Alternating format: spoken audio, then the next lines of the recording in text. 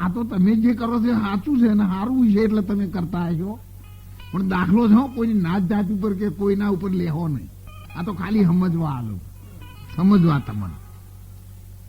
ને એક ભાઈ હતો તે દરરોજ સંડાસ જવા જતો, છોકરા જેવડો હતો, નાનો ઉંમરમાં. એટલે લોટો ભરીને મૂકી અને સંડાસ જવા જાય એટલે પેલો કાગડો આવે ને ત્યાં લોટા ઉપર બે લોટો ઢળી જાય.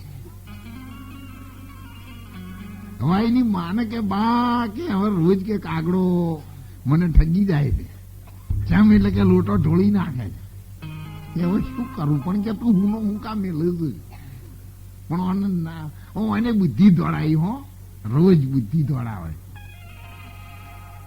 ઘણા કેવી બુદ્ધિ દોડાવે એ પણ તમે જુઓ.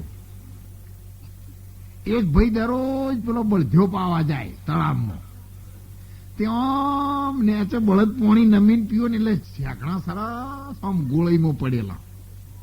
આ રે વિચાર કરે હો કે જમ લઈને સીધી આમ ડાઈ મારી હોય તો પોણી જતા રહીએ મચ્છરની પાસે.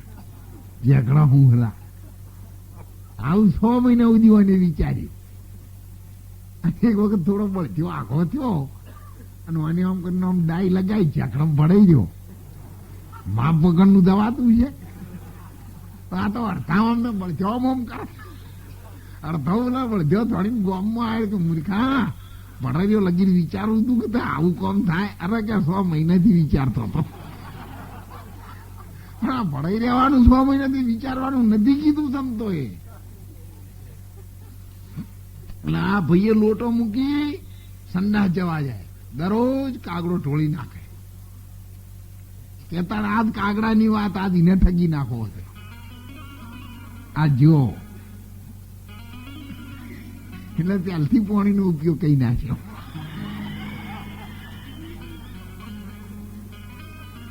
અને લોટો મેચીને પછી સંડાસ કર્યો. કાગડો ખાલી પડ્યો એટલે ઘેર ને કીધું બા મેને કાગ ઠગીયો. હવે તમે સમજી દો.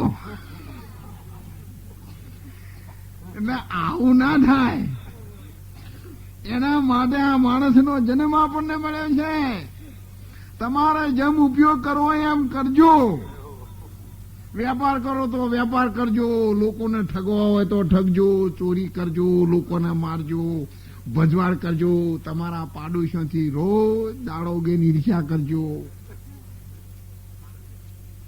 પણ તમારી 60, 70 કે 80 વર્ષની ઉંમર છે ને એ પેલા એ હતું.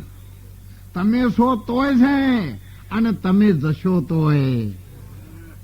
માટે અર્જુન આ બધું તને યાદ નથી, આ બધું મને યાદ છે. હું પરિબ્રહ્મ નારાયણ પરમાત્મા છું.